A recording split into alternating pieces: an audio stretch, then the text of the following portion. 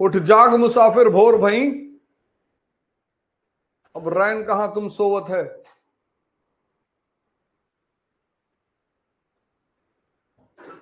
जो सोवत है सो खोवत है, और जो जागत है सो पावत है।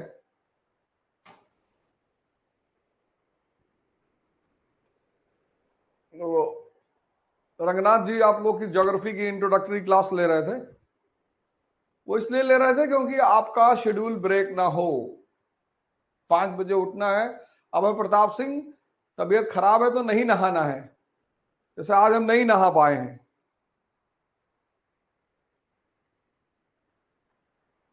जबरदस्ती नहीं करनी है।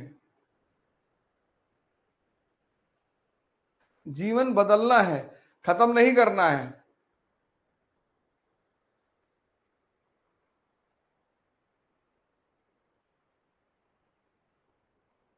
उठना है, जागना है, काम करना है।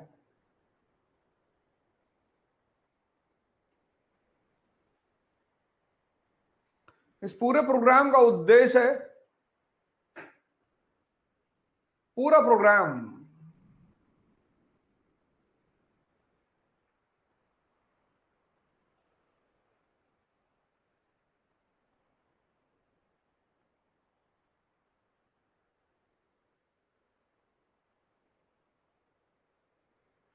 इस पूरे प्रोग्राम का उद्देश्य है कि आप अपनी जीवन धारा को बदलें।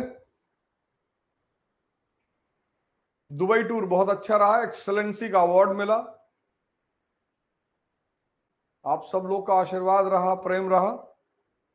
स्वयं को बदलना है, सोच बदलनी है, पढ़ना है।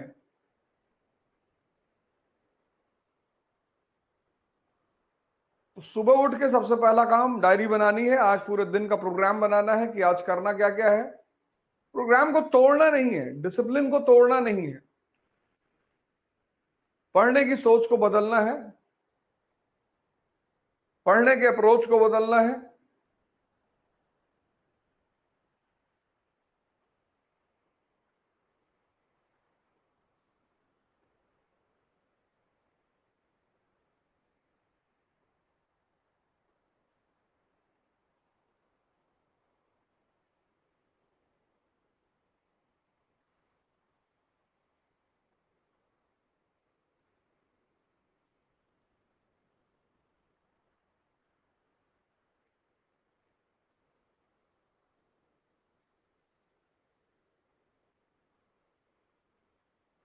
है ना। सब लोग जुड़ गए हैं तो क्लास को शुरू किया जाए। योग बहुत जल्दी शुरू हो जाएगा। योग भगाए रोग। तो अगला जो बंगश पठान्स एंड रोहिल्लास, अब तक जो हमने पढ़ाई किया, decline of Mughals, Indian states and society, फिर रीजनल किंगडम्स, हैदराबाद, कर्नाटक, अवध, बंगाल,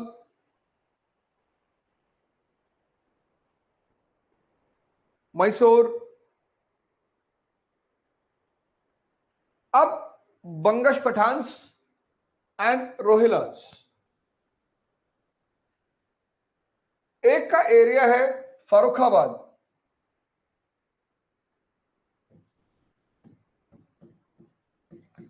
फरुखाबाद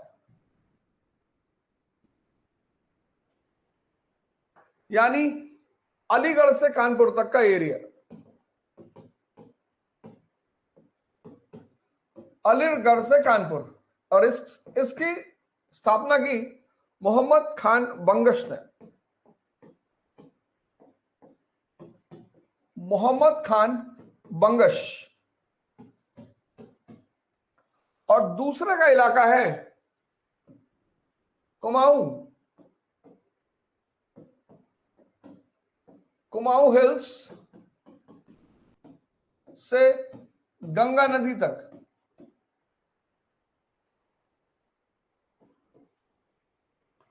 और इसकी स्थापना की अली मोहम्मद खान ने।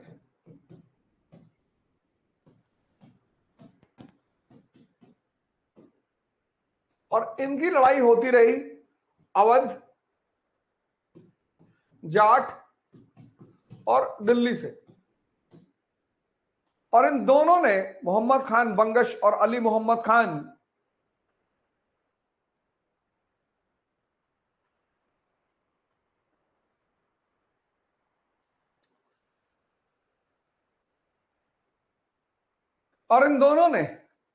मोहम्मद खान बंगश और अली मोहम्मद खान, इन दोनों ने मुगल साम्राज्य का जो पतन हुआ उससे जो वैक्यूम पैदा हुआ उसका फायदा उठाया। ये एक अफगान एडवेंचरर है मोहम्मद खान बंगश, कि जो मुगल साम्राज्य का पतन था उससे जो वैक्यूम पैदा हुआ उससे इन दोनों ने फायदा उठाया और अपनी छोटी छोटी प्रिंसिपैलिटी बना ली। रामपुर जो स्टेट है वो इसी की देन है। आज भी आप देखो रामपुर स्टेट है, तो रामपुर स्टेट ये इसी की लीनियज से है, रोहिलास।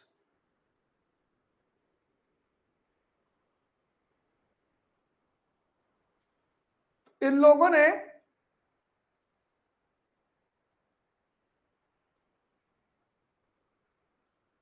रोहिलास की स्थापना किसने की? आप लिख लीजिए, दिखाई नहीं पड़ रहा है तो मैं फिर से उसको अगली बार से येलो पेन नहीं यूज करूंगा। तो रोहिलास की स्थापना किसने की? रोहिलास की स्थापना की अली मोहम्मद खान ने। कुमायूं हिल्स यानी बरेली के पास का जो इलाका है और गंगा तक इनका इलाका था। अलौन पहले इनकी कैपिटल थी।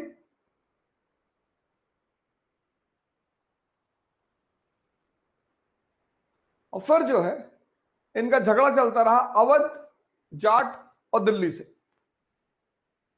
इन्होंने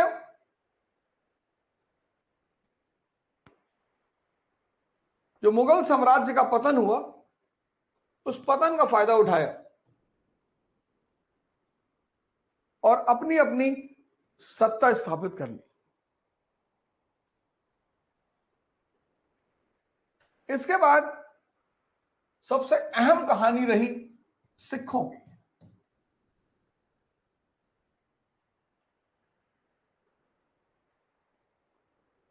इसके बाद सबसे अहम कहानी रही सिखों की। बेटा एक्सप्लेन करेंगे हिंदी में और लिखेंगे इंग्लिश में। कोई सुझाव, कोई एडवाइस, कोई कुछ नहीं देगा। आप जितना सीख रहे हो उतना सीखो, पढ़ो, लिखो, और कोई एडवाइस नहीं, कोई सुझाव नहीं।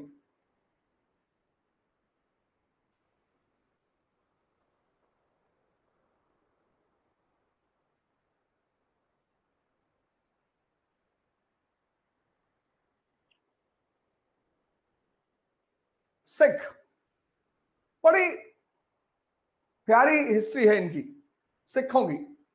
हिस्ट्रियां सबकी प्यारी हैं, कुछ लोग अपना प्रेजेंट खराब करने पर लगे हुए हैं। आदमी की जो सबसे बड़ी गलती है वो ये है, 95% लोग,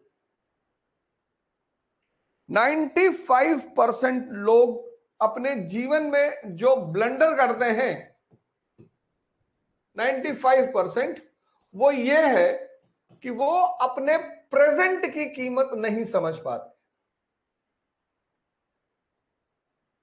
प्रेजेंट मतलब तोहफा। पास्ट,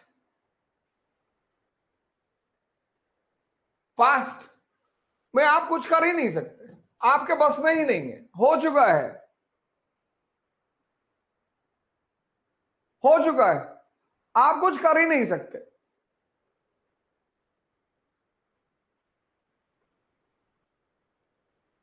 पास्ट हो चुका है, आप यहां से सिर्फ और सिर्फ सीख सकते हो। What is history? It's a dialogue between past and present. तीसरी चीज है फ्यूचर, जो एक स्कैम है।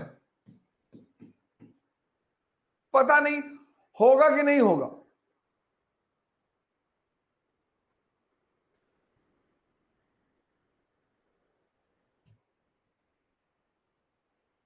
पास्ट में आप कुछ कर नहीं सकते, फ्यूचर में आप कुछ कर नहीं सकते,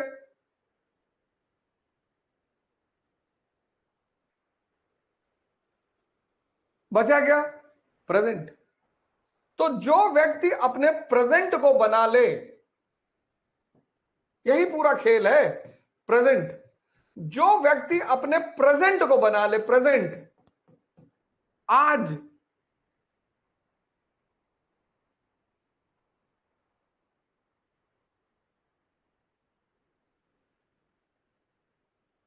आज जो व्यक्ति अपने प्रेजेंट को बना लेगा, बस वो महान हो जाएगा।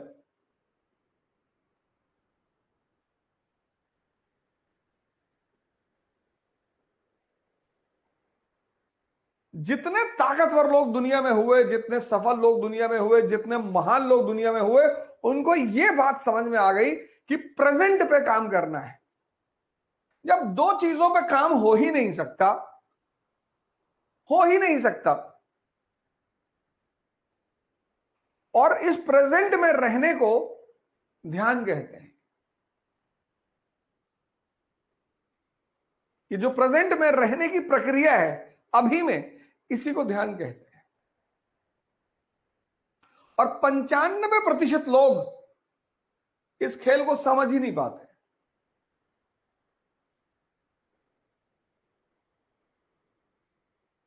95%, 95% लोग इस खेल को देख ही नहीं पाते हैं।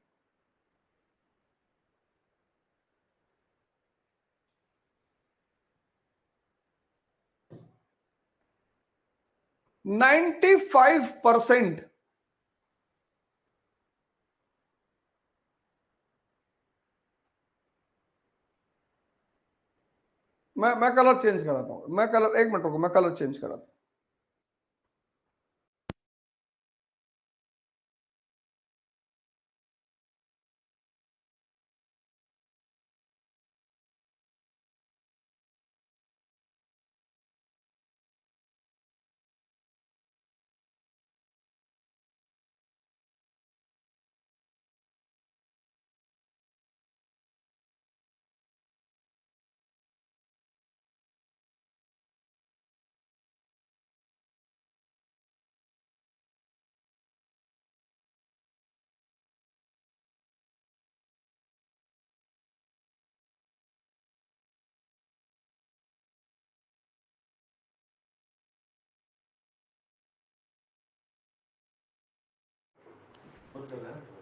अरे बिल्कुल,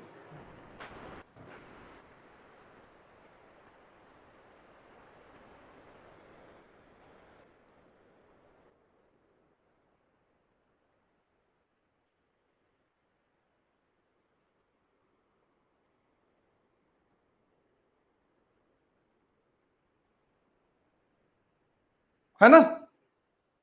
तो प्रेजेंट पे ध्यान देना है, प्रेजेंट पे। प्रेजेंट मतलब तोहफा।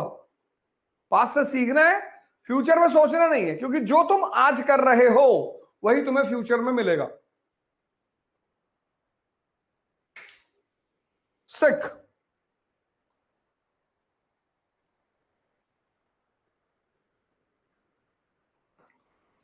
अब सिखों का इतिहास बहुत प्यारा इतिहास।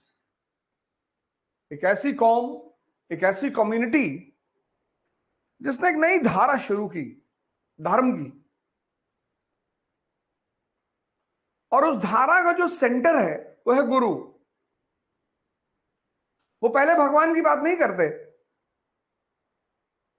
वो पहले भगवान की बात नहीं करते, वो पहले गुरु की बात करते हैं। कि धर्म के जो सिद्धांत है मूलभूत, वो तुम्हें अगर कोई आदमी समझा सकता है तो वो है गुरु। मतलब व्यक्ति और भगवान के बीच जो आदमी है वो है गुरु, प्रीस्ट नहीं, पुरोहित नहीं। क्योंकि प्रीस्टों ने, वो किसी भी धर्म के हो,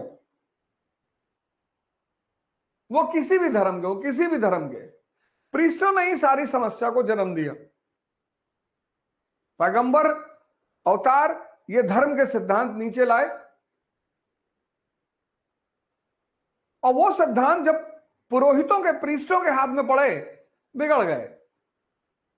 तो सिख धर्म की जो सबसे बड़ी ताकत है वो यही है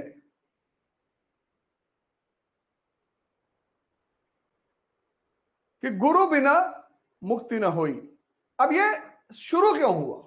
why it started? Necessity is the mother of invention. आवश्यकता आविष्कार की जननी है। जब भी किसी चीज की जरूरत पड़ेगी वो खुद ब खुद पैदा हो जाएगा। तो ऐसा सिख धर्म की क्या जरूरत पड़ गई?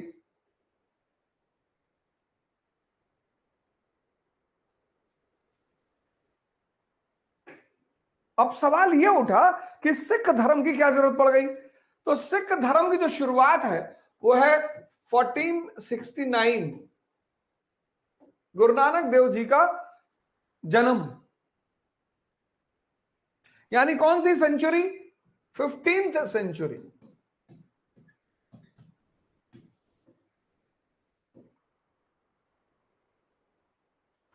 सिख धर्म की जो शुरुआत है वो 15th सेंचुरी। 15th सेंचुरी में भारत की दशा, कंडीशन ऑफ इंडिया, भारत की दशा, कंडीशन ऑफ इंडिया।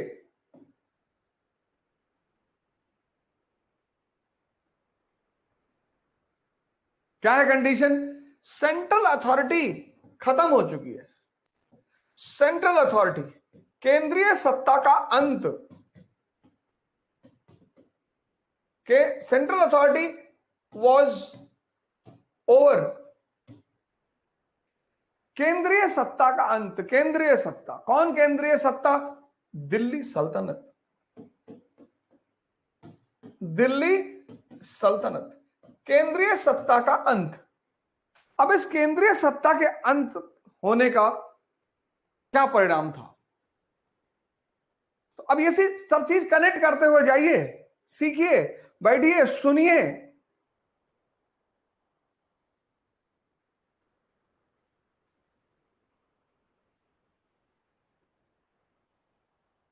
सुनिए, सीखिए, परेशान मत होइए कि कैसे पढ़ा जाता है, कैसे किसी चीज को निकाला जाता है, कैसे एनालाइज किया जाता है। ध्यान इसलिए भी करना है क्योंकि ध्यान से एक चीज पैदा होती है, धैर्य।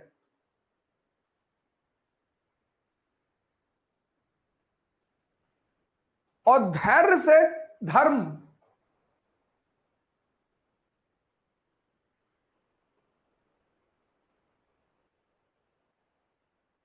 और धर्म से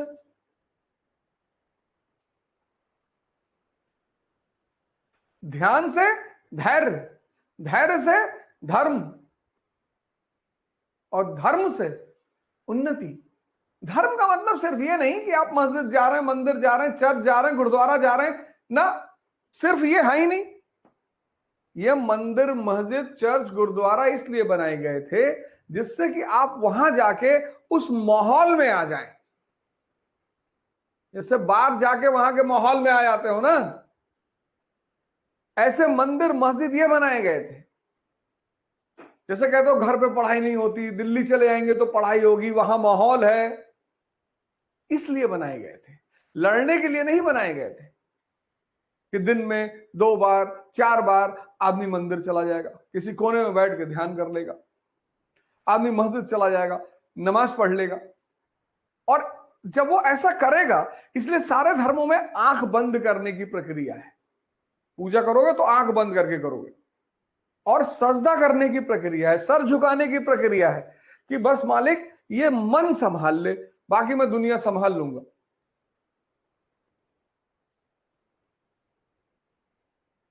सीसीडी कैफे का ओनर, अरबपति, सुसाइड कर लिया। और कबीर, दोनों ग्रुप में फर्क क्या है? यही फर्क है।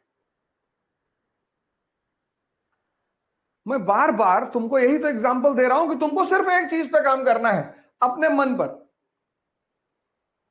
तो सीसीडीवी कैफे, दुर्योधन, ये नाम एक तरफ लिख लो, कबीर, अंबेडकर, गांधी, ये नाम एक तरफ लिख लो और दोनों में फर्क देख लो।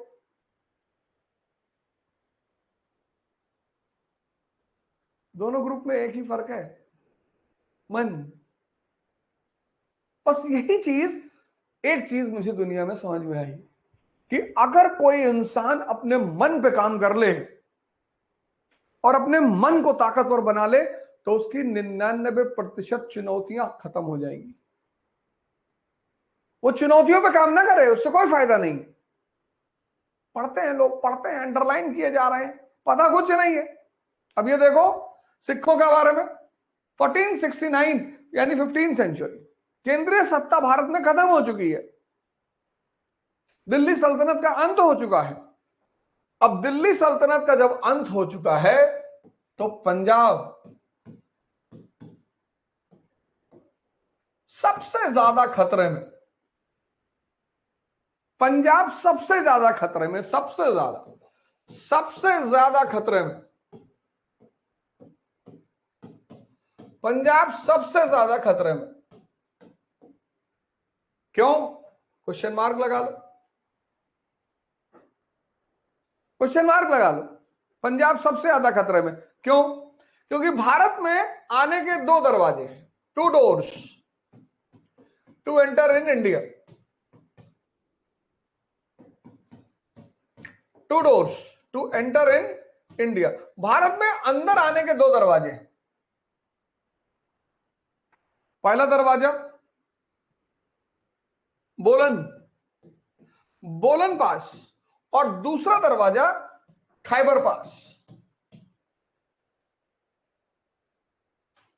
एक बोलन दर्रा, एक खैबर दर्रा, ये दो दरवाजे हैं भारत के अंदर आने के। ये जो दरवाजा है ये बड़ा खतरनाक दरवाजा है, रन ऑफ कच्छ में खुलता है। ये दलदली इलाका है, खतरनाक इलाका है। इस दरवाजे से एक आदमी ने एंटर करने की कोशिश की और बहुत बुरा मारा गया। कौन? मोहम्मद गौरी।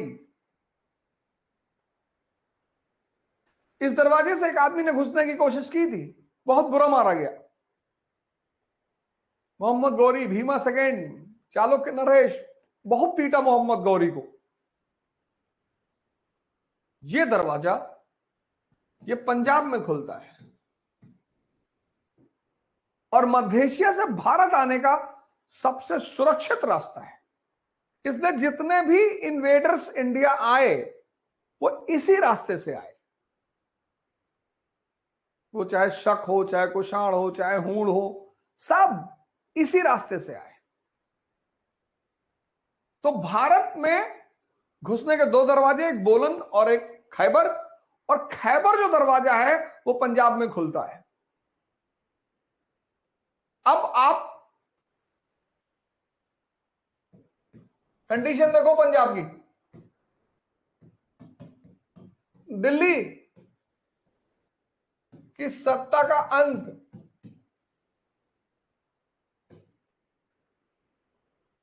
दिल्ली की सत्ता का अंत,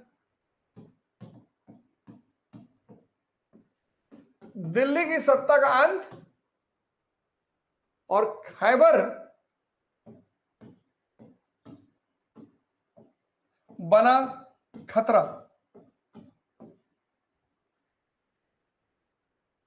भारत सोने की चिड़िया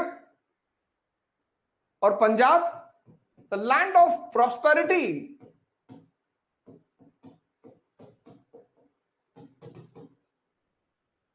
समृद्धि का क्षेत्र।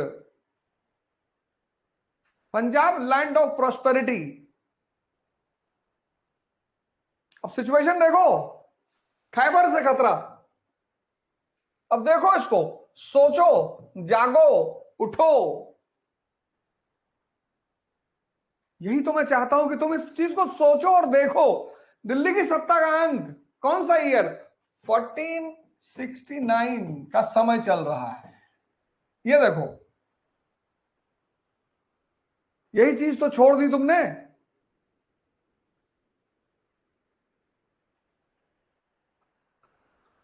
पढ़ना जिंदा दिमागों का काम है। इसलिए किताबें हर आदमी को एंटरटेन नहीं करती। 90% लोग जब किताब खोलते हैं उनको नींद आने लगती है। पता करना हो कि दिमाग जिंदा है या सो रहा है, उसको किताब पकड़ा दो।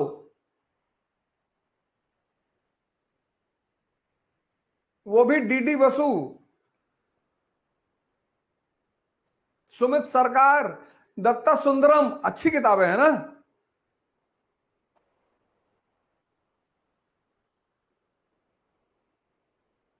किताबें सबको एंटरटेन नहीं करती, और जिसको करती हैं उसको भगवान बना देती हैं। इसलिए हमारे देश में जब किताब पे पैर पड़ जाता है तो उसको मत्थे से लगाते हैं, इसीलिए, क्योंकि जिसको एंटरटेन कर दें, धर्म और का कोई मुद्दा नहीं है। इसलिए हिंदू धर्म में सरस्वती मां को ज्ञान की देवी माना गया, और वो कहां बैठी है? कमल पे। ये सहस्त्र कमल दल, दिमाग और खुल जाए तो भगवान बना दे।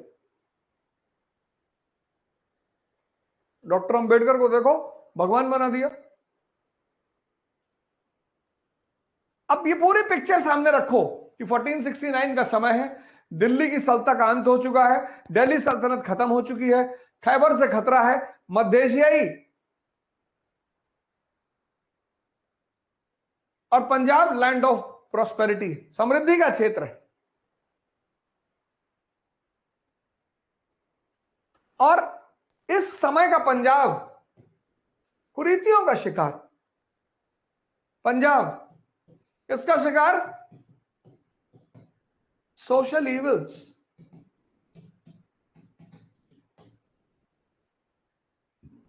आपके सर पे खतरा मंडरा रहा है और आप सामाजिक कुरीतियों के शिकार हो। ऊंच नीच, भेदभाव,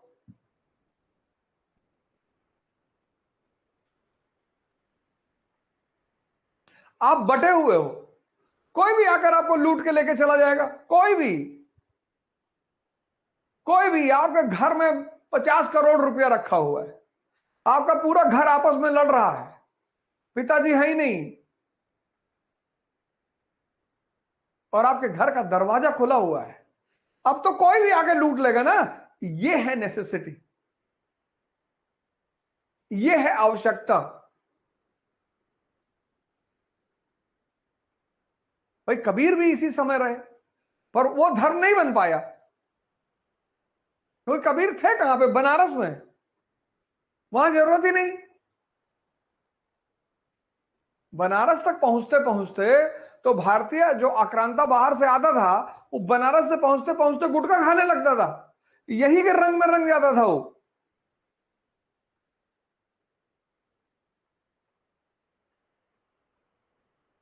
और बंगाल पहुंचा तो उसने कहा अमार सोनार बंगला, गरम गरम ढीम।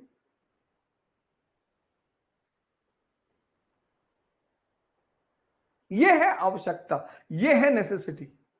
और इस नेसेसिटी में गुरु नानक देव जी ने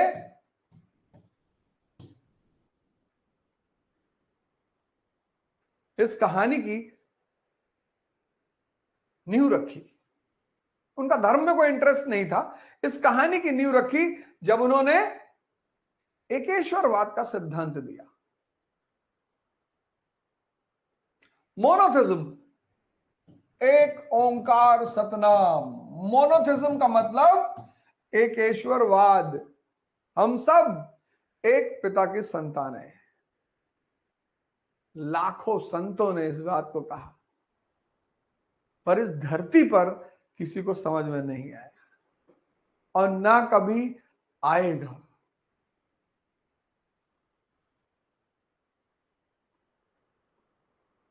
ना कभी आएगा।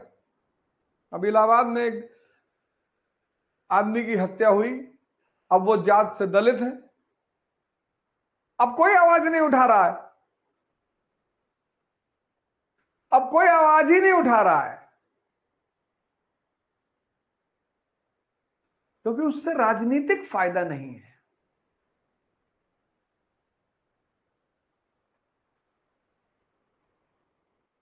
उससे कोई राजनीतिक फायदा नहीं है, उससे पोलराइजेशन नहीं होगा, और उससे पोलराइजेशन को खतरा भी पैदा हो जाएगा।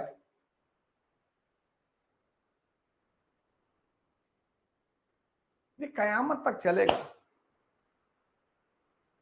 क्योंकि 2% एरिस्टोक्रेसी है, 98% प्रजा है। इस 98% को उलझाए रखने का सबसे प्यारा तरीका है डिवाइड एंड रूल। किसी भी स्तर पे, किसी भी, और ऐसा नहीं हिंदुस्तान में, हर जगह। अरब वर्ल्ड में चले आओ, मोहम्मद साहब ने एकेश्वरवाद का सिद्धांत दिया, कहा अल्लाह एक है और उसका एक अंतिम रसूल है मोहम्मद साहब। वहां देखो, शिया सुन्नी महदवी पता नहीं कितनी चीजों में बटे, वहां कौन सा जातिवाद है?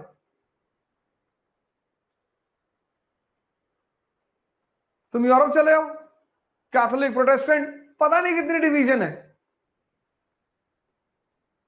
2% शाही वर्ग का जो सबसे बड़ा हथियार है 98% को कंट्रोल करने का, वो है डिवाइड एंड रूल। तो ये तो तुम कभी खत्म नहीं कर पाओगे। लेकिन समय समय पर संतों ने आकर, जब मुसीबत आई, गुरु नानक देव जी ये भी रोशनी लेकर आए। एकेश्वरवाद, एक ओंकार सतनाम। इनके बाद गुरु अंगद, और गुरु अंगद ने जो सबसे बड़ी चीज शुरू की वो थी लंगर। दोस्ती का सबसे बड़ा आधार है खाना। आप अगर किसी के साथ खाना नहीं खा सकते, किसी के घर में खाना नहीं खा सकते, तो उससे अच्छे संबंध होने के चांस न्यूनतम है।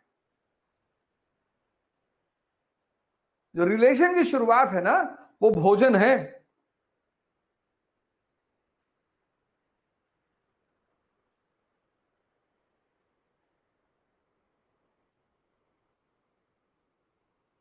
तो प्रेम की शुरुआत है वो भोजन है, कि आज रात का डिनर मेरे साथ।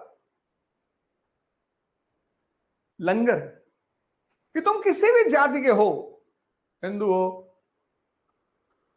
ब्राह्मण हो, दलित हो, जो भी हो, सब साथ में बैठ के खाना खाएंगे। इसके बाद आए गुरु अमरदास। इन्होंने सामाजिक नियम दिए, सामाजिक सोशल रूल्स, और उसमें सबसे अहम रूल था विवाह का। सामान्य विवाह पद्धति, सामान्य हिंदुस्तान में विवाह गरीब मां बाप के लिए कितनी बड़ी चुनौती है, और अमीर मां बाप के लिए दिखावा है, हैसियत का।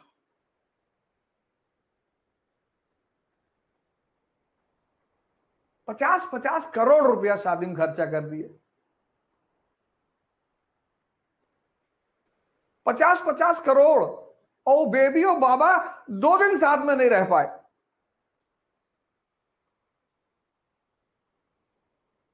₹50 करोड़। हवाई जहाज से दूल्हा आ रहा है, हेलीकॉप्टर से फूलों की वर्षा हो रही, और वो बेबी और बाबा जिनकी शादी हुई, वो 2 दिन साथ में नहीं रह पाए।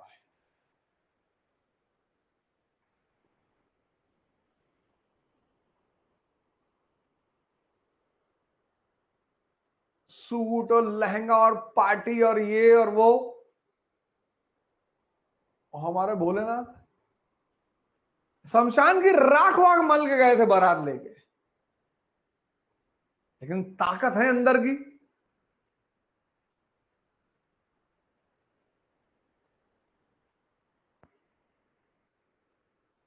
सामाजिक नियम, विवाह के नियम, सामान्य से नियम। विवाह है, 10 आदमी को बुला लो, मंदिर में खड़े हो जाओ, प्रभु को साक्षी मानकर विवाह कर लो, खत्म। 10 लोग आदर खाना वाना खिलाओ, एक दूसरे को, जाओ।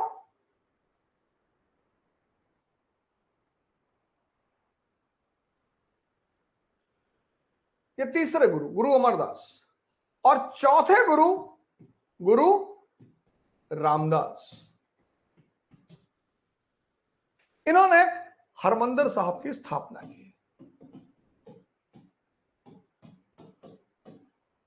इसको आज हम कहते हैं गोल्डन टेम्पल। और इस तरह सिख धर्म का एक धार्मिक आइडेंटिटी पैदा हुआ, धार्मिक केंद्र। हिंदू अयोध्या और रामेश्वरम, मुसलमान मक्का और मदीना, ऐसे सिख अमृतसर, गोल्डन टेम्पल। तो इन चारों लोगों ने सिख धर्म की सामाजिक और धार्मिक नींव रखी, सोशल एंड रिलीजियस। इन चारों लोगों ने सिख धर्म की सोशल और रिलीजियस नींव रखी, सामाजिक और धार्मिक। और हरमंदिर साहब के लिए जमीन किसने दी? अकबर ने। हरमंदिर साहब की नींव किसने रखी? मियां मीर मुस्लिम सूफी।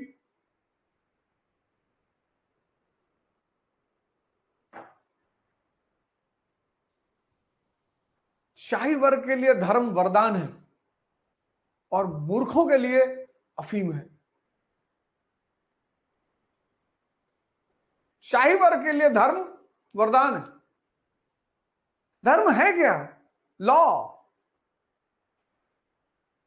रूल्स। इंसान को छोड़कर सभी धर्म में बंधे हुए हैं, नियम में। चांद तारा सब सब सब धर्म में बंधे हुए हैं। इंसान है जो स्वच्छंद है, आजाद नहीं, स्वच्छंद। रात में 2 बजे खाना खा रहा है।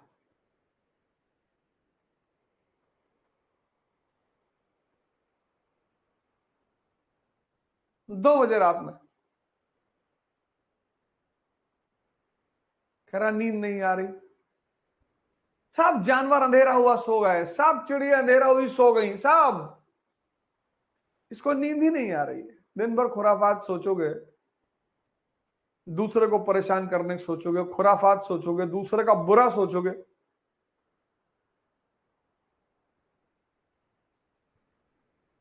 नींद आएगी? अपना अच्छा सोचो। कुछ काम है जो तुम जीवन में नहीं कर सकते, किसी को मिटा नहीं सकते, कर ही नहीं सकता कोई आदमी। मैं तो देखता हूं आज लोगों को, हम इसको मिटा देंगे, हम इसको खत्म कर देंगे, हम ये कर, तुम कुछ ना कर पाओगे। तुम्हारी सांस तो तुम्हारे कब्जे में है ही नहीं।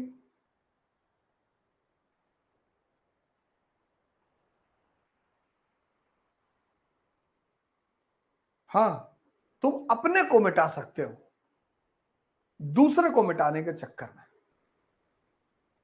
ये कर सकते हो।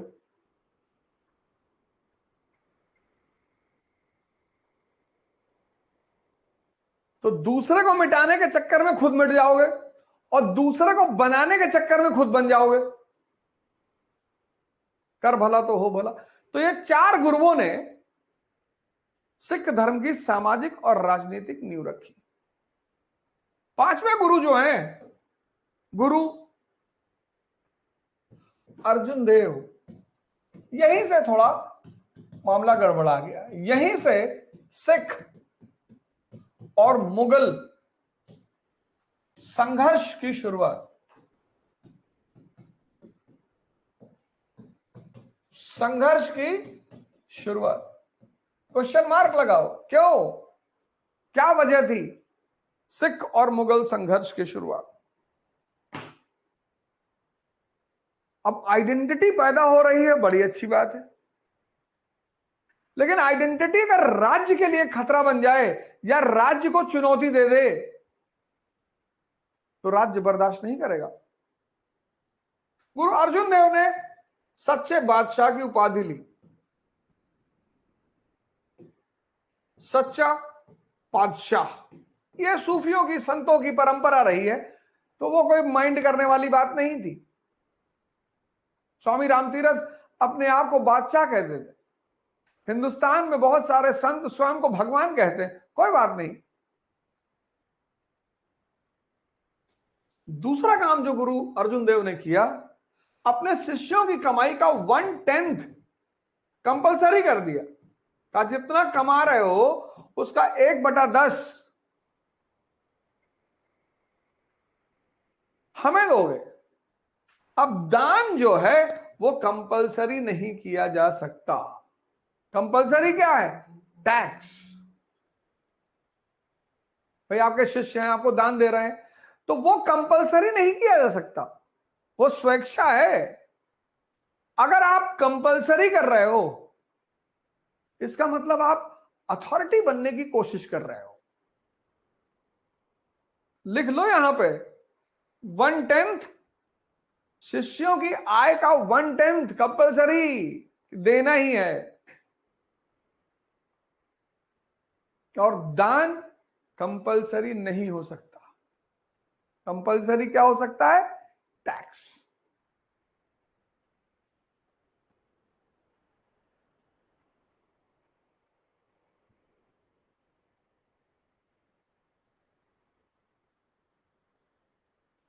अब एक ही टेरिटरी में दो लोग कैसे टैक्स ले सकते हैं?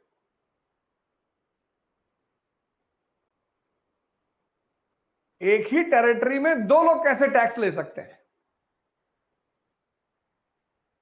तो अगर दूसरा आदमी टैक्स ले रहा है मतलब अथॉरिटी। और तीसरी बात, जिसने जहांगीर को भड़का दिया, जहांगीर का बेटा था खुसरो, उसने पिता के खिलाफ विद्रोह कर दिया। खुसरो को गुरुजी ने संरक्षण दे दिया।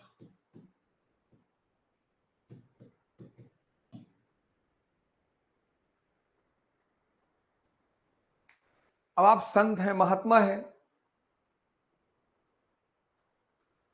और आपके पास किसी का बेटा आया कि मैं अपने बाप के खिलाफ हूं, आप समझा के भेज दीजिए।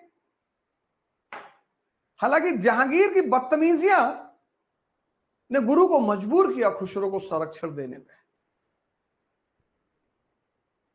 परेशान कर दिया अकबर को। अकबर के दोस्त अब्दुल फजल की हत्या कर दी। अव्वल दर्जे का शराबी, और ये बड़ा योग्य आदमी था खुसरो। लेकिन जहांगीर के मन में तनाव तो था ही कि गुरुजी आप हमको टक्कर दे रहे हो। और यहीं पर जहांगीर ने एक गलती कर दी। गलती है ये, और गलती ये है कि गुरु अर्जुन देव को कैपिटल पनिशमेंट दे दी, फांसी दे दिया। और यहीं पर जहांगीर गलती कर गया।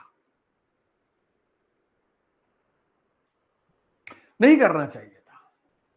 गुरु खिलाफ जा रहे थे, कुछ गलत कर रहे थे, आप देश निकालो दे दो, कह दो भैया अब आप डोरा डंडा उठाओ और जाओ यहां से। देश निकाला। लेकिन जिस समुदाय का अस्तित्व पैदा हो रहा हो, उस समुदाय के गुरु पर आप हमला करोगे तो तनाव तो शुरू होगा ही। और गुरु अर्जुन देव की हत्या से सिख और मुगल संघर्ष की शुरुआत किसने की? गुरु हरगोविंद जी ने।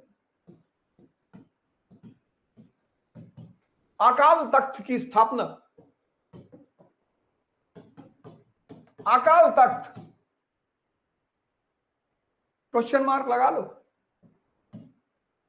जो भी चीज तुम्हें समझ में ना आए क्वेश्चन मार्क लगा लो। जहां भी कोचिंग करने जा रहे हो पूछो। जिंदा दिमाग का एक सबसे बड़ा लक्षण है क्यूरियोसिटी। दुबई में इसी बात, बस इसी बात पे यही लाइन मैंने कहा कि अगर शिक्षा की संरचना में क्यूरियोसिटी को बढ़ाने पर ध्यान नहीं दिया जा रहा है तो वो शिक्षा व्यवस्था कभी सफल नहीं होगी। वो सिर्फ तोतों को पैदा करेगी। और तोते कभी बुद्ध नहीं हो सकते। किसी भी शिक्षा व्यवस्था, एजुकेशन सिस्टम, किसी भी एजुकेशन सिस्टम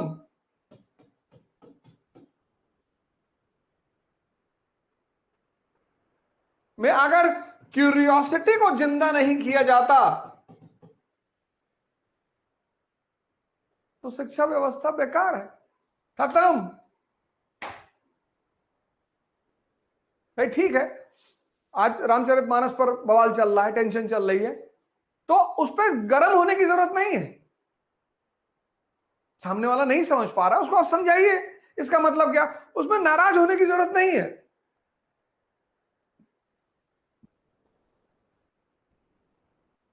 है ही नहीं,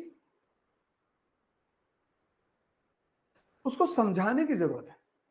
आप जानते हैं ना सही मतलब, तो सामने वाले को बता दिए कि साहब ये जो आप सोच रहे हो ये नहीं है।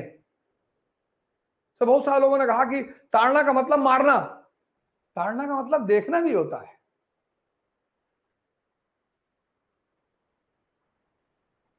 हमारा सीएम योगी आदित्यनाथ जी ने कहा नहीं विधानसभा में कि ताड़त रहा, ताड़त रहा मतलब देखत रहा। अवधि है ना, रामचरितमानस अवधि में है, संस्कृत में नहीं है। संस्कृत में ताड़ना का मतलब मारना। जितने भी लोग आप अवधि अवध क्षेत्र से बिलोंग करते हो, कहा नहीं है कि ताड़ना बंद कर दो, देखना बंद कर दो। तो अगर कोई सवाल उठा रहा है उसके सवाल, लेकिन आज तुम देखो भारत की दशा, एजुकेशन सिस्टम इसको नहीं पैदा कर पाई, क्यूरियोसिटी। सो एक तो व्यक्ति का दिमाग वैसे ही सोता रहता है, inter, graduation, post graduation, Bharat का मतलब ही नहीं पता, सबको गाली देना है, सबका विरोध करना है, गुटखा खाना है और नैतिकता पे भाषण देना है। लड़कियां अच्छी नहीं है आजकल, तुम बड़े अच्छे हो, आजकल की औरतें बहुत खराब हो गई। अच्छा, और तुम तो भगवान शंकर हो, हवा चल जाए 50 किलोमीटर की रफ्तार से तो उड़ जाओ, कॉन्टिनेंट चेंज हो जाए तुम्हारा, 20 साल की उम्र में डिप्रेशन का शिकार हो, तुम्हारा पूरा जीवन युद्ध, पढ़ाई, प्रेम और पूजा, चार चीज, ये चारों चीजें किस पर डिपेंड है, मन पे। और अगर मन कमजोर है तो ये चारों कभी नहीं कर पाओगे। युद्ध से भागोगे, पढ़ते समय सोने लगोगे, प्रेम में दवाई ढूंढोगे, और पूजा, अगर डर रहे हो तो जल्दी जल्दी करके भागोगे।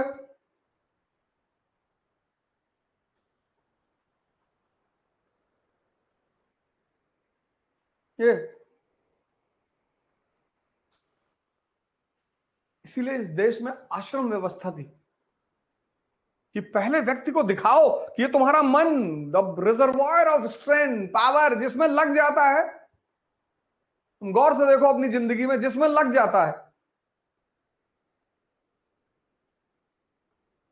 तुम वॉच करो अपने आप को, जहां लग गया, सिगरेट में लग गया तो रात में 2 बजे ढूंढ के लाएगा सिगरेट, चाहे जहां से लाए। लेकिन अगर मैं कहता हूं 5 बजे सुबह पढ़ना है, सर सुबह कैसे उठेंगे सर, जैसे पक्षी उठते हैं, संत उठते हैं, महात्मा उठते हैं, बड़े बड़े लोग उठते हैं।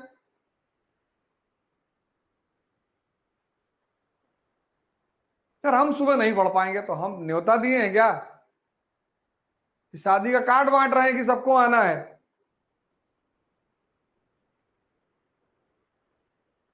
ये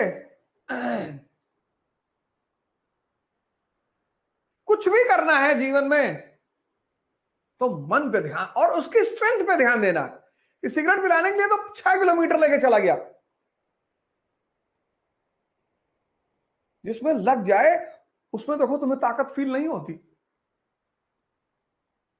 जिसमें ये लग जाए, मस्त घर में एक शादी है, काम कर रहा है काम कर रहा है, 48 घंटे नींद ही नहीं आई, और जहां लड़की या लड़के की विदाई हुई और प्रोग्राम खत्म हुआ, जमीन पे ही सो गया। तुम इसकी ताकत देखो। तो अगर ये यही ताकत जो औरत जगह लगाता है, ये अगर तुम्हारे उद्देश्य में लगा दे, तुम्हारी पढ़ाई में लगा दे, तुम्हारी तैयारी में लगा दे, सोचो तुम्हारा जीवन कितना संवर जाए, सोचो तुम कितने महान बन जाओ। तुम अपने जीवन में कहां भटक रहे हो? तुम अपनी शक्ति को पहचान नहीं पा रहे हो।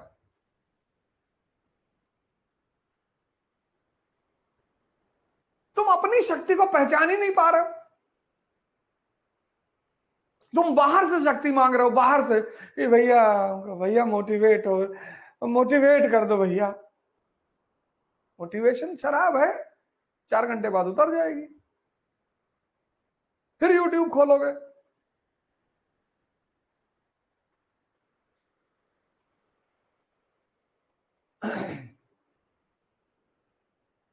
किसी को सुनना बुरा नहीं है, अच्छा है। किसी से कुछ भी दिन भर, ये देखो, इसीलिए मैं तुमसे कहता हूं खुद पर काम शुरू करो। 20 साल उम्र है, 21 साल उम्र है, 22 साल उम्र है, कोई उम्र ही नहीं है। यूपी पीसीएस 40 साल तक है, आईएएस 32 साल तक है। 20 साल तुम्हारी उम्र है, 1 साल अपने ऊपर काम कर लो, ध्यान योग मन पे काम कर लो, अपने आप को अंदर से ताकतवर कर लो। 22 साल में आईएएस हो जाओगे, 23 साल में आईएएस हो जाओगे। पर हो तो जाओगे, पहला चरण अगर तुम्हारा सही हो गया तो।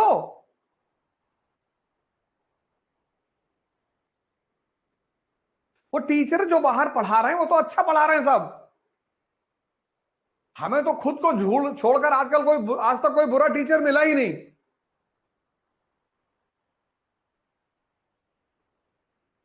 यही तो मैं तुम्हें बता रहा हूं, यही तो मैं सुबह उठा रहा हूं।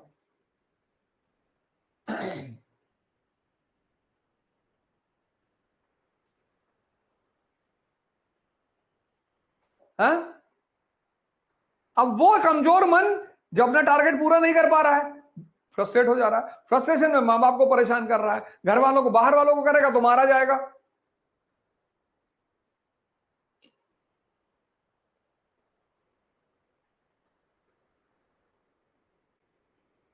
शिक्षा, क्यूरियोसिटी।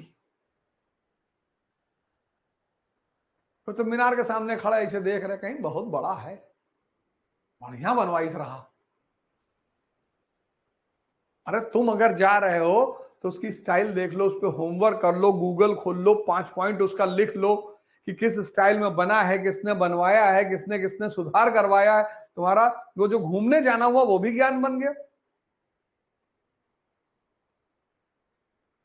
जाओ कभी ताजमहल देखने, खड़े हैं लोग, पहले शिवाला रहा, शंकर जी का मंदिर रहा है।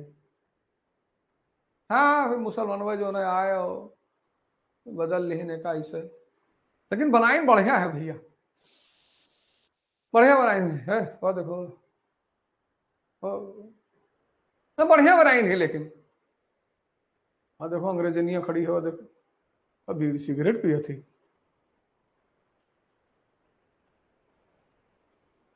ये अंग्रेजन देखत देखत वह सब तुम्हें गुलाम बनाए ली। जाओ और कहीं कोने में खड़ा होकर लोगों की एक्टिविटी देखो, खड़े हो जाओ कोने में, देखो लोगों को कैसे एक दूसरे खाना, अंग्रेज हो देखो कैसे हाथ पकड़े घूमत है।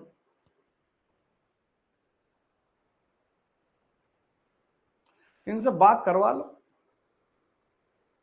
तो अंदर गुटखा अलाउ नहीं है, नहीं तो उस वाइट पे थूक दे जाके, पेड़ पे जाके लिख के आते हैं आरती, एंड संजय। कहीं दीवार में जाके गोद देंगे, कहीं पेड़ पे लिखाएंगे, यहां पे लिख ही नहीं पा रहे।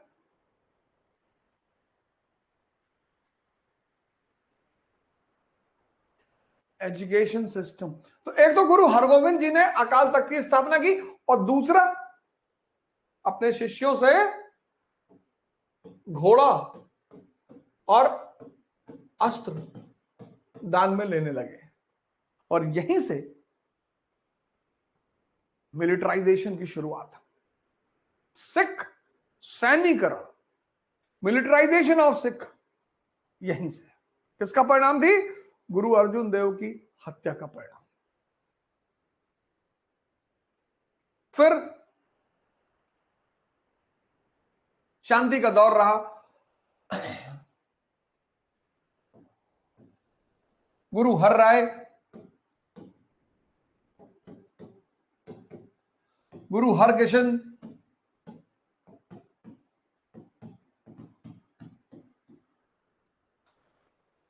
शांति का दौर रहा। गुरु हरगोविंद जी का भी थोड़ा सा मसला हुआ शाहजहां के साथ, लेकिन फिर वो मामला शांत हो गया। फिर ये दो गुरु रहे हमारे, गुरु हर राय जी रहे, गुरु हरकिशन जी रहे, शांति का माहौल बना रहा। औरंगजेब के दरबार में भी गए, मसला बिगड़ा गुरु तेग बहादुर जी से।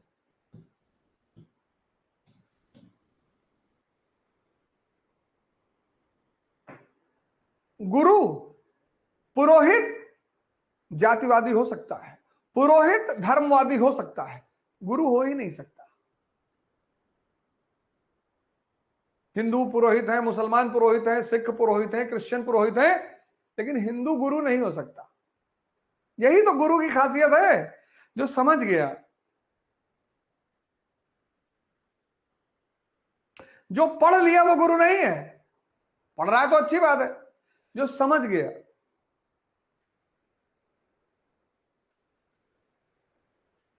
जो समझ गया वो गुरु है। उसके लिए माने नहीं रखता। आज इतना ब्राह्मणों को गाली दे रहे हैं। पुरोहित को तुम टारगेट बनाओ, पुरोहित को। फिर मैंने कहा पोलराइजेशन।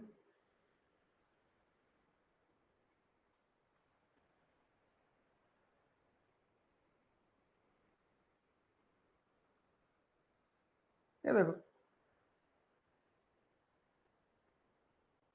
गुरु हिंदू नहीं हो सकता, गुरु मुसलमान नहीं हो सकता, गुरु दलित नहीं हो सकता, गुरु ब्राह्मण नहीं हो सकता, हो ही नहीं सकता, नहीं तो गुरु है ही नहीं वो।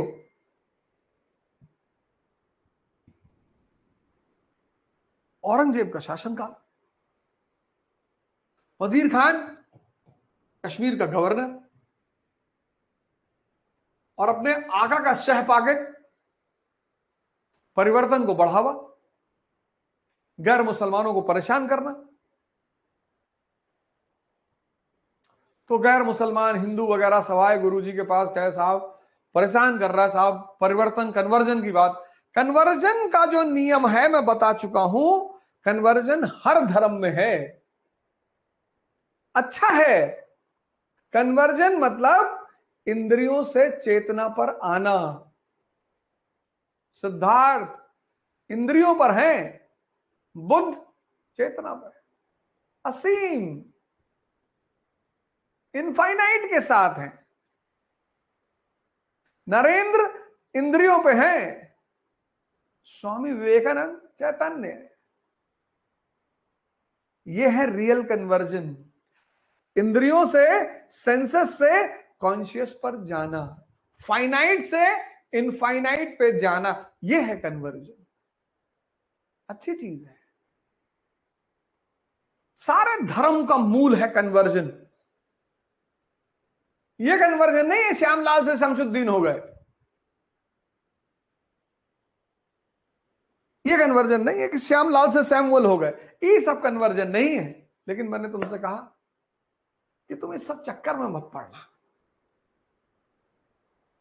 शक्ति की तलाश करो, शक्ति मां शक्ति की पूजा करो, शक्ति की साधना करो। वर्षों से वन में घूम घूम बाधा विघ्नों को चूम चूम, चाहे धूप घाम पानी पत्थर,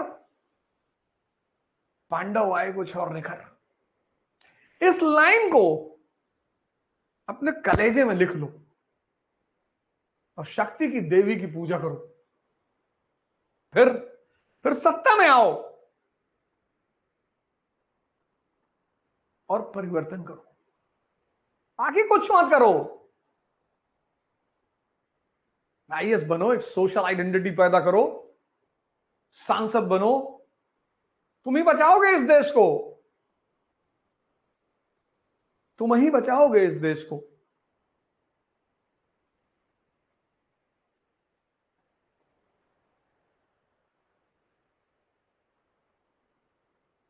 भाजपा के यूनियन मिनिस्टर हैं अश्विनी वाष्णेय जी, मैं उनको देखा एबीवीपी के प्रोग्राम में, मैं बैठा हुआ था, क्या प्रेजेंटेशन दी उस आदमी ने, फॉर्मर आईएएस।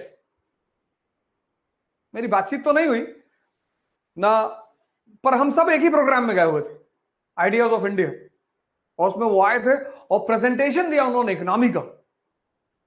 भाई साहब सिंपल सा आदमी, कुर्ता पजामा पहना हुआ, सिंपल सा, और क्या प्रेजेंटेशन, क्या वर्ड्स का सिलेक्शन, क्या मतलब, आपको वो वीडियो दिखाई पड़े तो जरूर देखना, अश्विनी वाष्णेय जी का वीडियो आप देखना, उस व्यक्ति को प्रेजेंटेशन देते हुए। मतलब पहली बार काफी दिनों बाद मैं किसी लीडर को सुन रहा था, वरना मैं तो उठ के चला ही जाता हूं। पहली बार मैं किसी लीडर को सुन, और फॉर्मर सिविल सर्वेंट, कुर्ता पजामा, सिंपल सा कुर्ता पजामा, और पूरा internet, railway project, this economy, that economy. हमारे एक मित्र ने कहा कि मैं आपसे मिलाऊं ना, मुझे अच्छे लगे, वो एक अलग बात है, पर सोचो एक सिविल सर्वेंट इतना जबरदस्त प्रेजेंटेशन दे रहा है as a leader.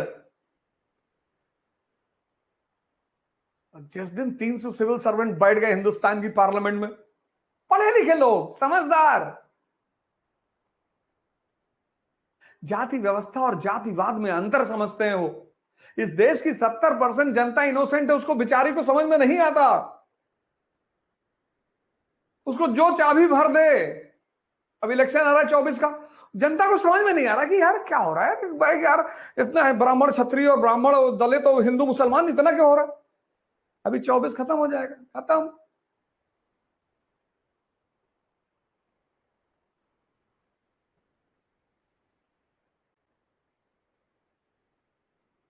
Guru Tegh Bahadur,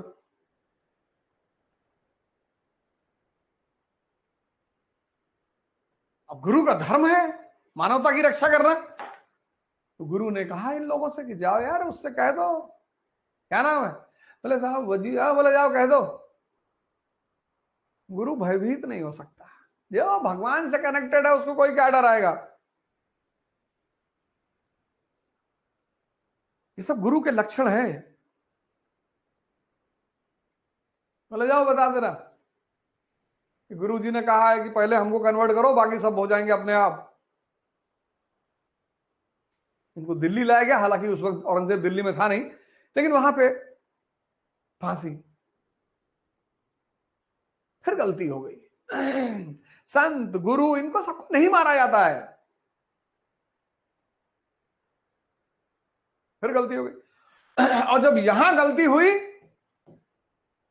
तो 10वें गुरु, गुरु गोविंद सिंह,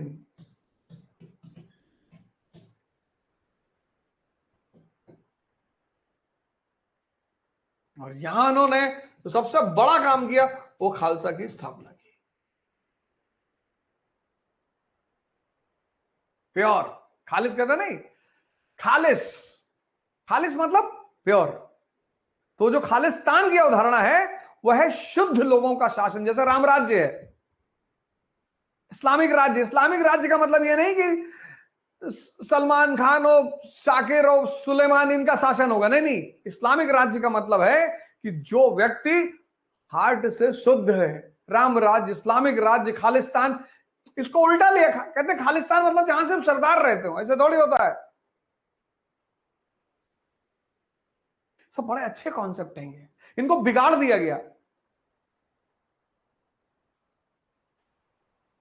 खालिस्तान, सब बिगाड़ दिया गया। खालसा शब्द का मतलब है प्योर। प्योर कोई भी हो सकता है, हिंदू हो सकता है, मुसलमान हो सकता है, कोई भी हो सकता है। लाल बहादुर शास्त्री रामराज्य के नेता है, कुर्ता फटा हुआ है, चीन गए हुए हैं। भारत का प्रधानमंत्री का कुर्ता फटा हुआ ऊपर से, चीन गए हुए हैं।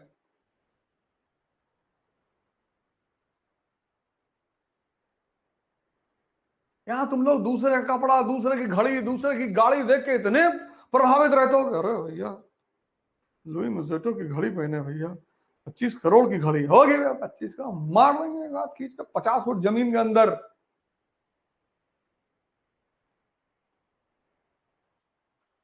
आवश्यकता पे ध्यान दो, विलासिता पे ध्यान मत दो। विलासिता खत्म कर देगी तुमको, चूस लेगी, खत्म। आवश्यकता पे ध्यान दो। टाइटन की घड़ी पहने हो वो भी ठीक है, समय तो बता रही है ना। इतनी अंदर क्षमता पैदा करो कि तुम जो पहनकर बाहर निकलो वो लोगों के लिए आदर्श बन जाएगी। अरे भैया आए रहे और 500 रुपया घड़ी लगाए रहे भैया।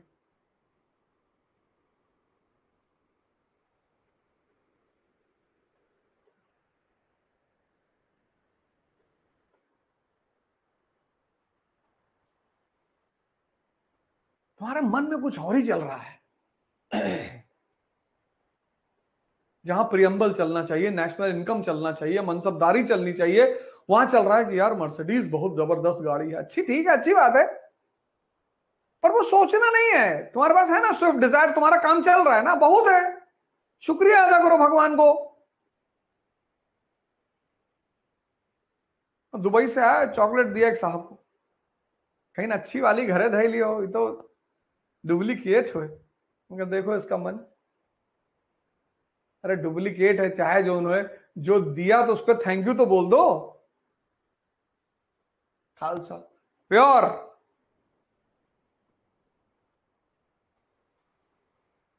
मानवता की सेवा के लिए। बड़ी जबरदस्त कहानी है गुरु गोविंद सिंह की। मध्यकाल की हिस्ट्री पढ़ाऊंगा तो मैं बढ़ाऊंगा। और गुरु गोविंद सिंह जी ने कहा कि अब सिंह टाइटल यहीं से शुरू हुई, बोले मैं किसी को भी शेर बना दूंगा।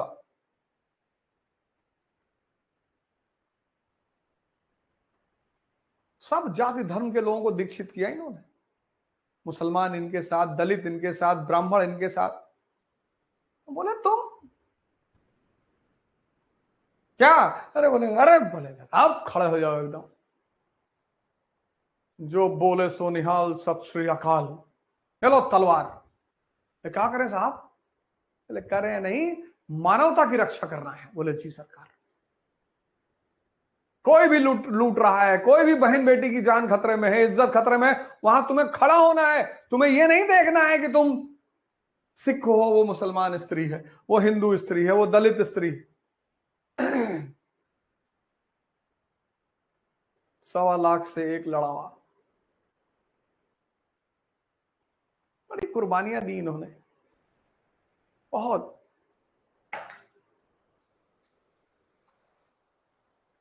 जब जरूरत, आवश्यकता, necessity is the mother of invention. राज्य बेवकूफी की हरकतें कर रहा है तो संत को तलवार उठाना पड़ गया, जरूरत है। वरना संत क्यों तलवार उठाएगा? अगर राज्य अपनी जिम्मेदारियों को कायदे से कर रहा है तो संत उठाएगा ही नहीं। संत क्यों निर्वहन करेगा, क्यों आएगा राजनीति में? अगर राज अपनी जिम्मेदारियों को कायदे से, संत वहीं पर राजनीति में आएगा, संत वहीं पर हथियार उठाएगा, वो उसकी मजबूरी है। वो चाहे तो मोहम्मद साहब को ले लो, चाहे भगवान कृष्ण को ले लो, चाहे गुरु गोविंद सिंह जी को ले लो, और चाहे योगी आदित्यनाथ को ले लो।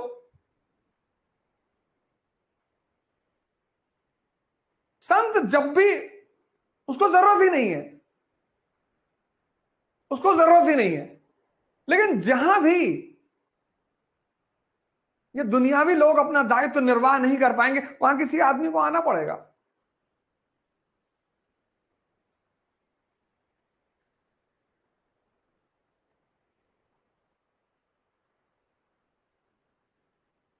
चर्चा करूंगा मैं मध्यकाल का जब वो पढ़ाऊंगा एनसीईआरटी।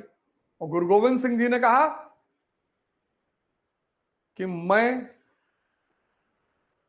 मेरे बाद गुरुशिप यहीं पर स्टॉप हो जाएगी। अब 11वां गुरु कौन? गुरु ग्रंथ साहिब।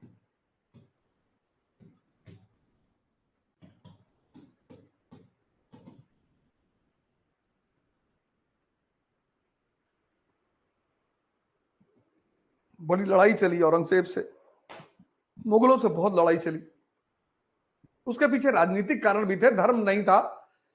धर्म तो मुद्दा ही नहीं था राजनीति, मैं चर्चा करूंगा उस पर। राजनीतिक मुद्दे थे। और 1708 में गुरु के एक शिष्य ने गुरु पर हमला कर दिया। और यहीं से 1708, 1707 औरंगजेब की मृत्यु, 1708 गुरु गोविंद सिंह।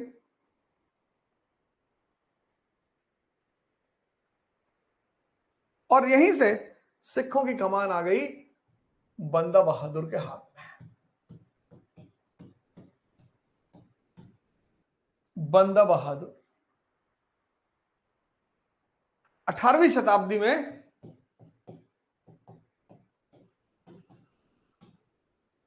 पंजाब का नायक, महाराष्ट्र का ब्राह्मण,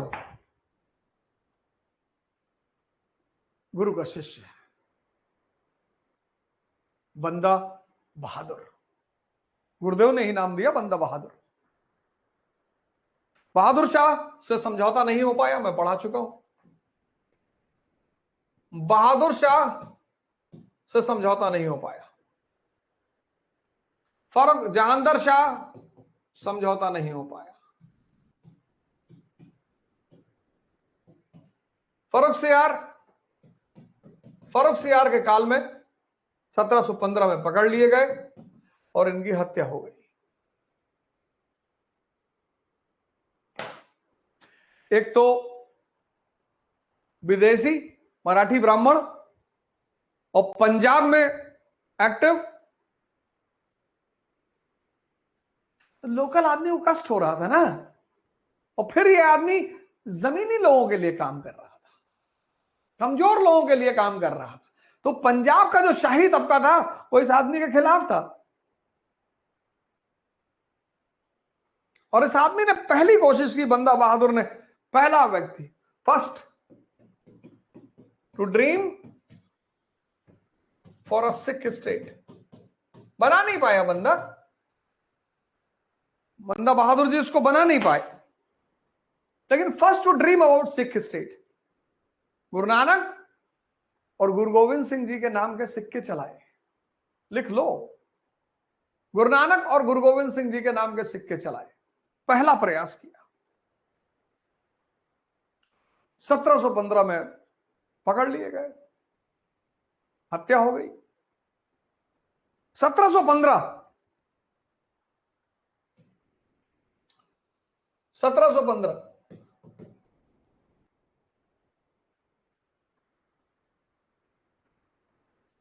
पंजाब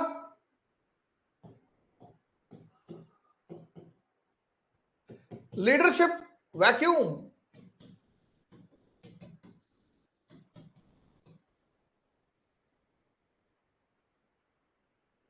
पंजाब में लीडरशिप गायब।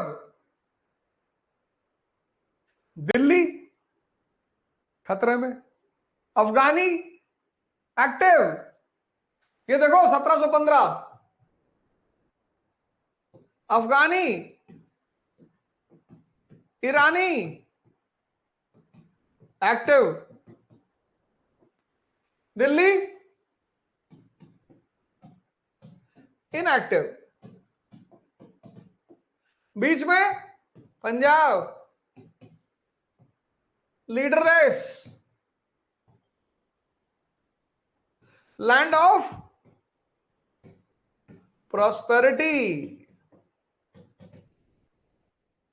तो अब इनको मौका मिलेगा तो ये भी लूटेंगे, इनको मौका मिलेगा तो ये भी लूटेंगे।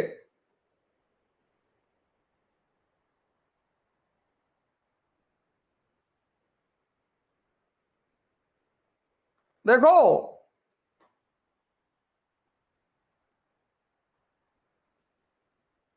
इनको मौका मिलेगा तो ये भी लूटेंगे, इनको मौका मिलेगा ये भी लूटेंगे। तो एक ट्रेडिशन की शुरुआत हुई, गुरुमत्ता। गुरुमत्ता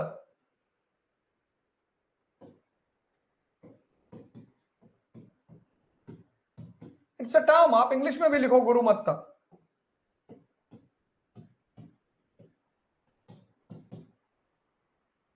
सिख सारे कहां मिलेंगे? अमृतसर में, और वहीं पे की डिसीजंस लिए जाएंगे। 1739 करनाल का युद्ध, सबसे ज्यादा किसको झेलना पड़ा? पंजाबियों को। 1740 अब्दाली की रेड, किसको झेलना पड़ा? सिखों को।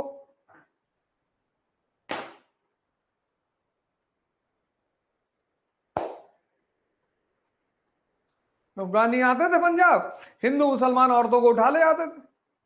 तो जो सिख गुरिल्ला थे, ये 12 बजे रात में अफगानिस्तान पर हमला करते थे और हिंदू मुसलमान की औरतों को वापस लेकर आते थे। इसलिए किसी सरदार को कभी मत कहना 12 बज गया सरदार जी, तुमको गाली पड़ती है। पागल लोग, कुछ पता तो है नहीं किसी सरदार जी 12 बज गए। हिंदू मुसलमान इनकी औरतों को नहीं उठाते थे अफगानी, उनको पता था। हिंदू मुसलमान, ये सिख गुरिल्ला ये रात में 12 बजे हमला करते थे। खौफ बन गए थे सिख अफगानिस्तान के लिए, खौफ।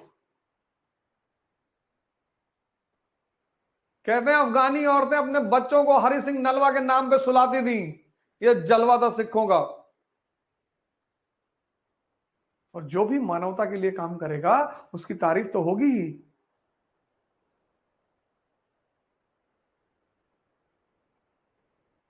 क्यों नहीं होगी तारीफ उसकी? एकदम होगी तारीफ।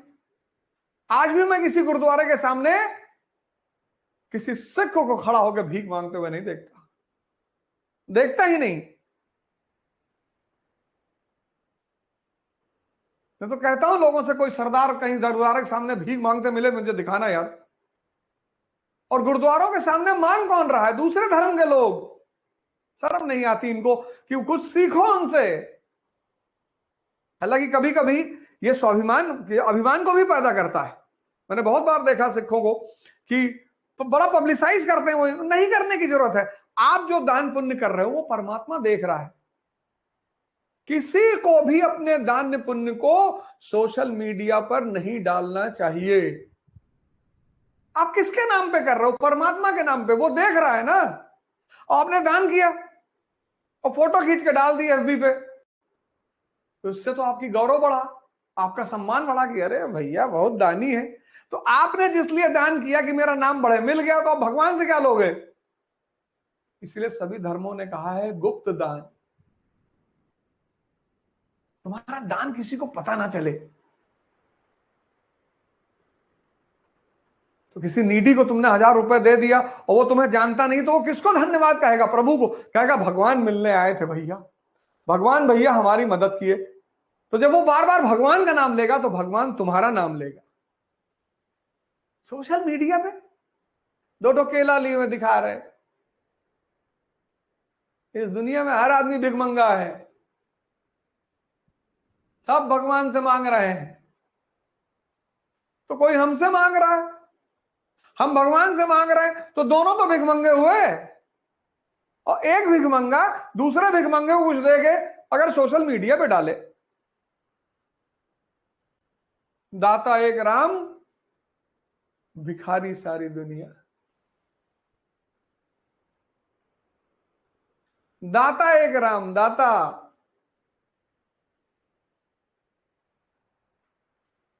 Necessity is the mother of invention. पढ़ो बेटा, कुछ करो यार, बदलो अपने आप को। और क्लास के बाद मां बाप वो फोन करना है, अगर वो साथ में रहे तो तुरंत जाके उनका पैर छूना है। माँ बाप का सम्मान करना सीख लो, राइज कर जाओगे तुम दुनिया में। दुनिया में एक कौम है माँ बाप, जो तुमसे बिना इंटरेस्ट के तुम्हारे बारे में सोचते हैं और भाव से सोचते हैं। आज मैं इसका राज तुमको बता दूं कि मैं बार बार क्यों माँ बाप पे ध्यान ध्यान दे रहा हूं, माता पिता पे। मैं क्यों इसको बार बार तुमसे कह रहा हूं। दुनिया में एक बहुत बड़ी शक्ति है जो सब लोग नहीं जान पाते, वो है भाव की शक्ति, फीलिंग की। यह बहुत बड़ी पावर है। भजन है, भाव के भूखे हैं भगवान, बहुत बड़ी।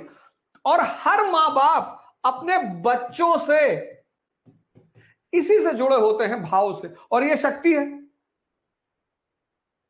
बहुत बड़ी।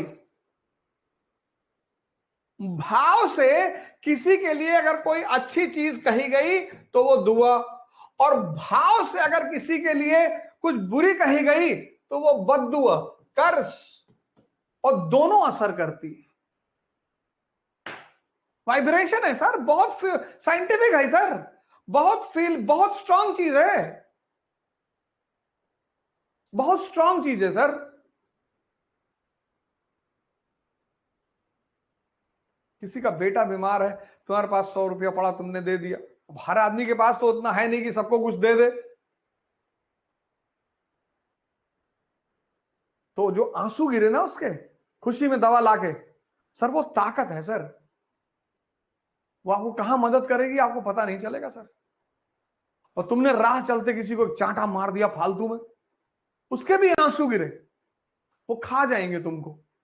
मैं बार बार क्यों कहता हूं मां बाप के बारे में, क्योंकि मां बाप का अपने बच्चों से संबंध भाव से होता है। और भाव एक शक्ति है sir, it's a vibration in the world. ये चांद, सूरज, सितारे, प्लैनेट सब इसी शक्ति से चल रहे हैं। तो जब तुम अपने मां बाप को सम्मान देते हो तो वो भाव उठता है उनका, तो तुमको दुआ देते हैं, एक ऐसी एनर्जी तुमको देते हैं जो तुम अंदाजा ही नहीं लगा सकते कि उसकी कितनी ताकत है। इसलिए मैं बार बार तुमसे कह रहा हूं,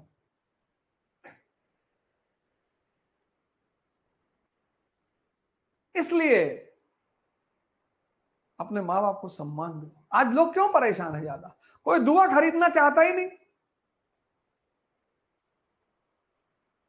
जैसे हम बच्चे हैं, तुम इमेजिन करके देखो, 4 साल का बच्चा, मां बाप विहीन, पाला ना उन्होंने हमें। तो इमेजिन करो कि तुम 4 साल के थे, तुम्हारे मां बाप ने तुम्हें छोड़ दिया, तो क्या हाल होता तुम्हारा। ठीक है, बहुत सारे माँ बाप बहुत सारी बातों को कभी कभी नहीं समझ पाते, कोई बात नहीं, आप समझ रहे हो ना। भाव की शक्ति को जीतने का नाम है दुआ। उसमें कोई इन्वेस्टमेंट ही नहीं है, उसमें सम्मान देना होता है बस। सबसे मजेदार बात, पैसा देना ही नहीं है। माँ बाप के लिए, टीचर के लिए, शिक्षक के लिए। तुम्हारा टीचर कोई क्लास 10th 8 का मिल गया, तुम गए पैर छूने, गुरु जी आप नहीं होते तो हम कुछ ना कर पाते जिंदगी में। सीना उना खींचा, तुरंत अंदर किया। उसका लड़का अगर साथ में है तो उसकी तरफ भी देखा कि देखे कहीं तुम्हारे पुराने टीचर उचर मिल जाए करे, कूद के पैर छू लिया करो खटाक से, उतना ही। और कहे तो क्या जाता है कहने में, गुरु जी अपनी पत्नी से दिखाओ कि ये गुरु जी हैं, इन्होंने वो मंत्र बताया था वो वाला, उसी से तो मैं चलो चलो पैर छुओ, इतने में खुश। फ्री, तुम फ्री को इस्तेमाल करना नहीं जानते हो। 500 रुपए का पिज्जा खा लोगे तुम,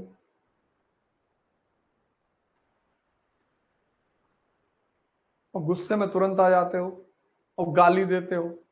और हमको अगर गाली देते हो तो हम तुम्हारे भाई बंद हैं। हम कौन सा पाकिस्तानी है कि ऑस्ट्रेलिया में पैदा हुए हैं। तुम्हारी भी मां भारत मां और मेरी भी मां भारत मां, तुम्हारी भी मां भारत मां और मेरी भी मां भारत मां। और भारत मां का एक बेटा भारत मां के दूसरे बेटों को जगा रहा है। पूंजीपतियों को खलबली हो रहा है, 500 रुपया देना कौन सी बड़ी बात है, 50 लोग अपने भी बैठा दिए, लो गाली दो इसको, कुछ ना कर पाओगे हमको गाली देके। और गाली दे रहे हो, खुश रहो और आगे बढ़ो, ये दुआ है मेरी तरफ से। गाली देने के बावजूद कुछ नाम कमाओ, धन कमाओ, राज करो, सांसद बन जाओ, और मैं तो अपना काम करूंगा।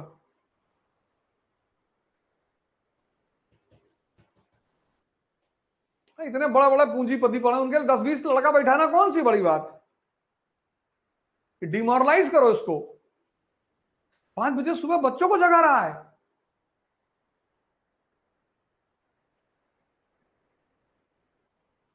हमको ना कर पाओगे डिमोरलाइज।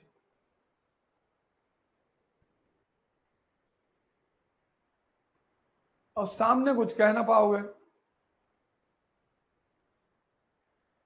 क्योंकि बहुत सारी कलाएं आती हैं हमको।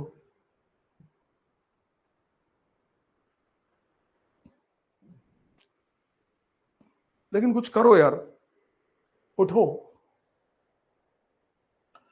कुछ करो। क्यों सो रहे हो,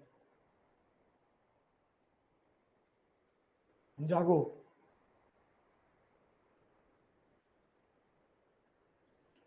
अपनी तकदीर बदलो, अपनी समाज की तकदीर बदलो, इस देश की तकदीर बदलो। संभव हो जाए तो दुनिया की बदलो, पर शुरुआत अपने से करो।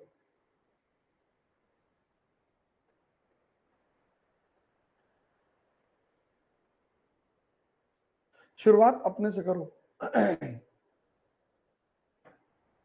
किसी को कुछ मत कहो, किसी से नाराज मत हो, खुद से। बाहर की व्यवस्था देखकर तुम्हें दुख हो रहा है, कोई बात नहीं।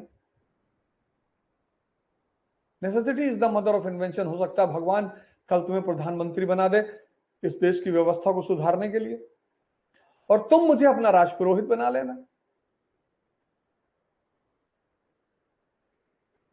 लेकिन कुछ करो यार।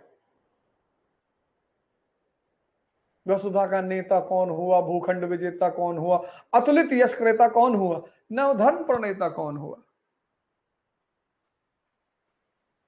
जिसने न कभी आराम किया, विघ्नों में रहकर काम किया। लिख लो और सामने वाली दीवार में चिपका लो। और जीवन में विघ्न जब आते हैं, सोते से हमें जगाते हैं, मन को मरोड़ते हैं पल पल, तन को झंझोड़ते हैं पल पल।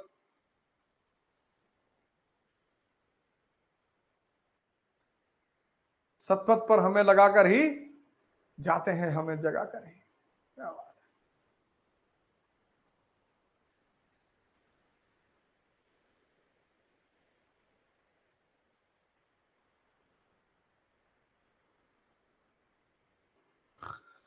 प्रसादों के कनकाब शिखर होते कबूतरों के ही घर। काहे टेंशन ले रहे हो, किसी कमरे में इलाहाबाद में बैठे पढ़ रहे हो ना, कोई दिक्कत नहीं। किसी कमरे में, छोटे से कमरे में पटना में बैठ के पढ़ रहे हो, कलकत्ता में बैठ के पढ़ रहे हो, जयपुर में किसी छोटे से कमरे में पढ़ रहे हो, कायदे का बिस्तर नहीं है, कोई बात नहीं। प्रसादों के कनकाब शिखर होते कबूतरों के ही घर। महलों में गरुड़ न रहता है, कंचन पर कभी न सोता है, रहता वो कहीं पहाड़ों में, प्रयागराज की फटी दरारों में।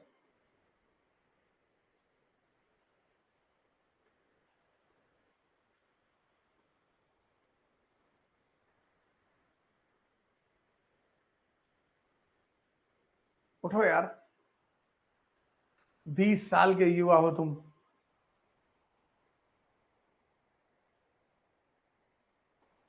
जागो। जहां मौका मिले आशीर्वाद लो, जहां मौका मिले दुआ लो। जय हिंद।